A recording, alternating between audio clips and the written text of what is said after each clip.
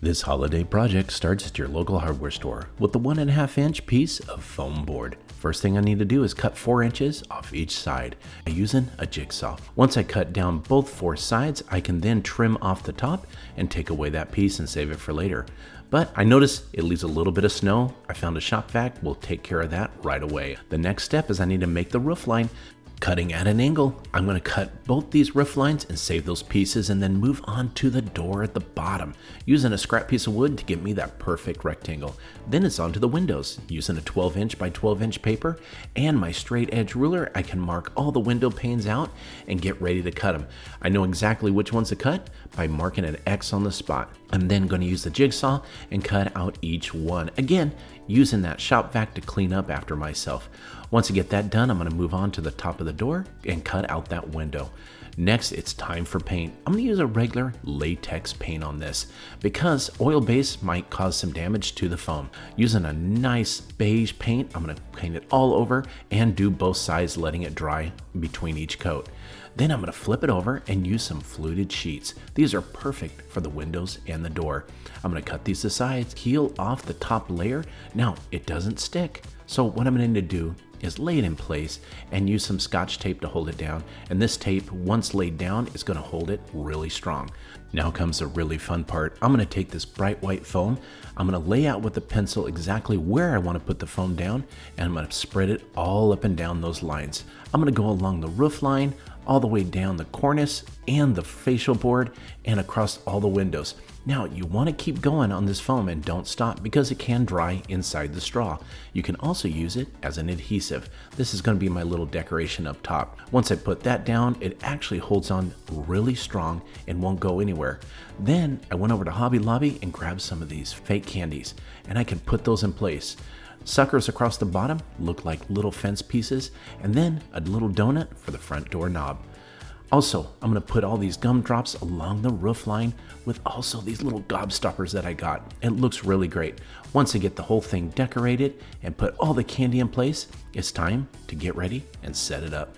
It can go right there next to the Christmas tree, and as you can see, I also made some little gingerbread man. All the little pieces of candy.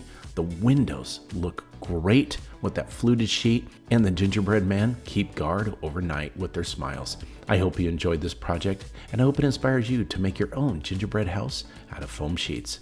For today's project, we're going to start with a 3-inch piece of round wood. Now, you can use plastic pipe for this, but I'm going to use wood, and I'll show you why. First piece I'm going to cut is 30 inches long. That's going to be my long piece, and I also want to cut a little bit shorter at 24 inches. I will go ahead and cut that.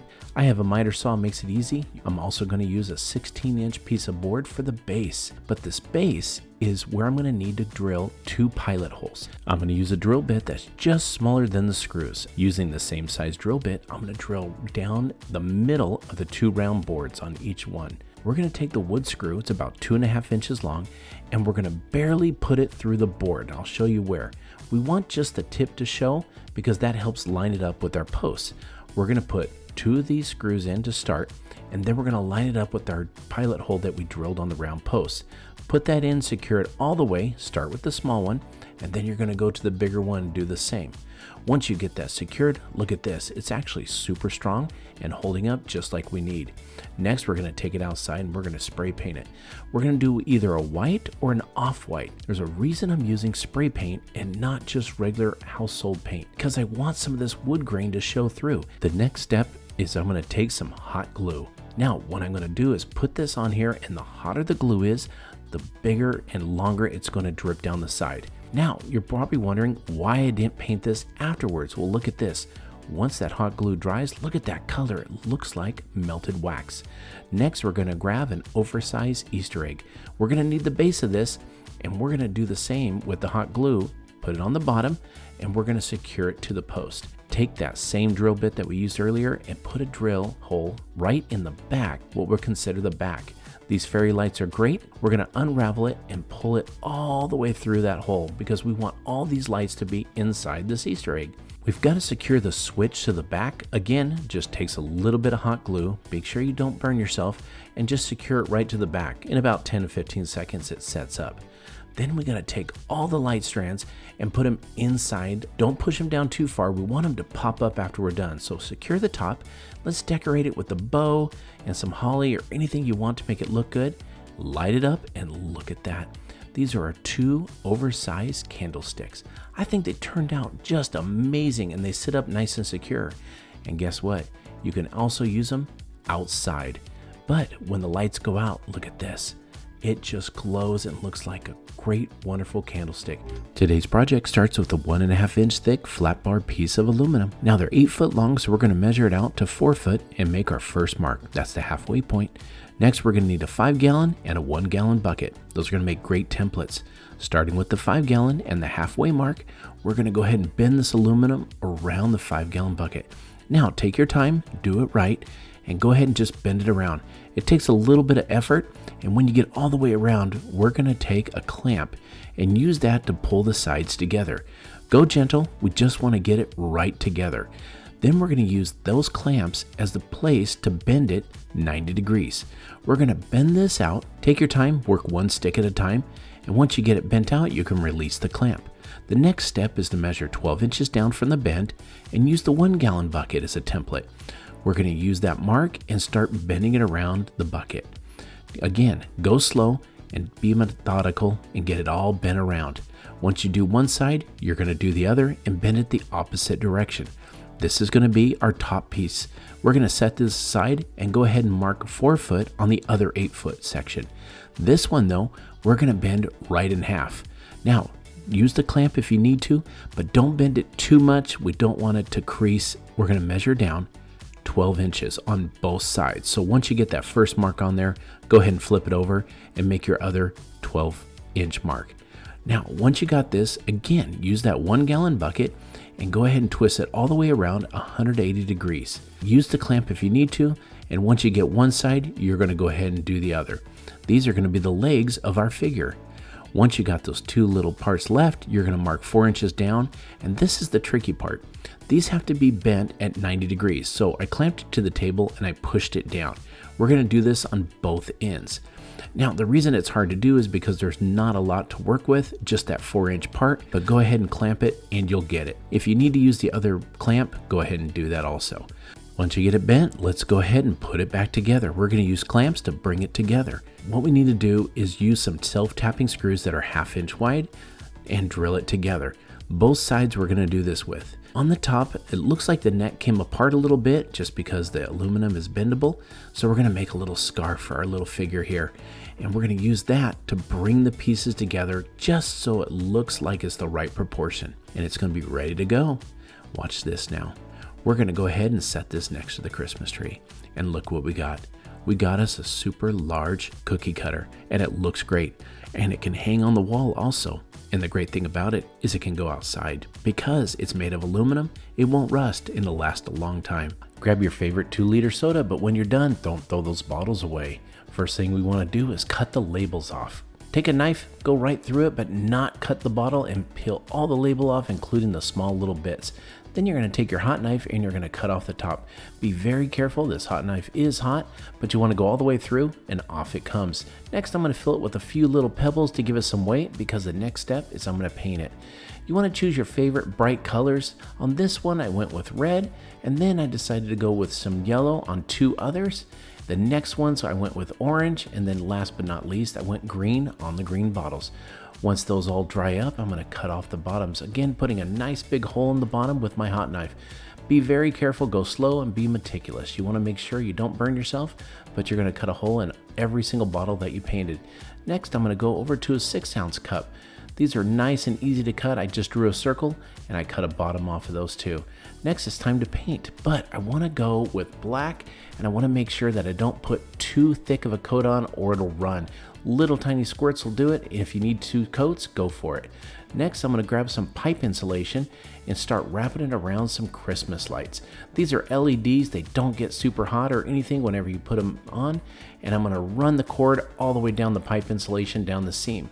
When I get to the light, I want to take some black duct tape and put it on each edge. It'll hold the light in place. It won't come out then. I'm going to keep doing that and running the wire all the way down. and it's going to take about 4 of these to put together. When you get to the edge and you need to put 2 together, just go ahead and take some duct tape and put those and wrap it all the way around. Now I'm going to get 2 long strings of 24 feet of pipe insulation. I'm going to just wrap them and twist them all the way around each other. Once I get that done, I'm going to bring it inside, take off the bulb, take those plastic cups that I put on, put the bulb back on, put it right through, and then I'm going to take my bottle and push it right on there. I'm going to put these 2 together, and then I'm going to use some hot glue. That's going to join these 2 together, and the great thing is that hot glue actually kind of welds it right on. Once I get that done, last but not least, I'm going to cut up some cedar boards. I'm going to put some dog ears on them also, and then I also want to paint them. They could be painted black. This one I went with like a silver gray color. Once I get that all painted and dried, I'm going to mark a circle with my cap from my spray paint, and I'm going to paint some black on there and make some nice circles on both sides on 2 of these pieces. Then I'm going to take some scrap wood and I'm going to paint this black. I'm going to get it nice and good. I had to put 2 coats on here to make sure I got a nice even coverage. Then I'm going to take a small garbage can, take some liquid nails, any type of glue, put it on the inside, and I'm going to smear it around with my finger. Now you'll see I left some gaps because I'm going to take some hot glue, put that down there real quick because that's going to hold that scrap board right on there as the main glue dries. Once I get that together, I'm going to put it on the bottom of my string lights, and look at this. I have got a huge giant Christmas string lights. Don't they look awesome? They look almost exactly like the originals. There's my plug, and I put the lights all the way through on the 2-liter bottles, and they light up just perfectly. I love them. It's a great yard decor. For this project, it's time to head down to your local dollar store or Dollar Tree and grab some inflatable balls. What we need to do is have a base to set our project up on. First thing we got to do is get some good primer. This is applied before the paint. Primer is excellent. What it does is it gets rid of the color and it gives something for the paint to stick to. It doesn't need to look pretty, but get just enough on, not too thick. We don't want it to run. Once we get it on, flip it over. You're going to have to paint that little spot on the bottom that doesn't get hit, and it gives you time to go ahead and make sure it gets really nice and dry. Then grab some gold paint. The better the quality, the better it's going to turn out. Now, when you're painting, it's better to put tiny little small coats on first instead of really thick. We don't want any runs. Let this dry for a good 24 hours, and let's bring it inside. Now use that manufactured line as the straight line that you're going to use to make that first mark, right at the top of the mark. Take a measuring tape, go ahead and place it on the 6-inch, because we want to go 6 inches on one side and 6 on the other. So make a mark at the 12th and make a mark on the back end at the beginning of the measuring tape. Do this 90 degrees on the other side. You're going to do this again with the 1-inch mark in the 12. Grab some acrylic black paint, lay it out, and we're going to use a foam brush. I found that this puts it on really nice.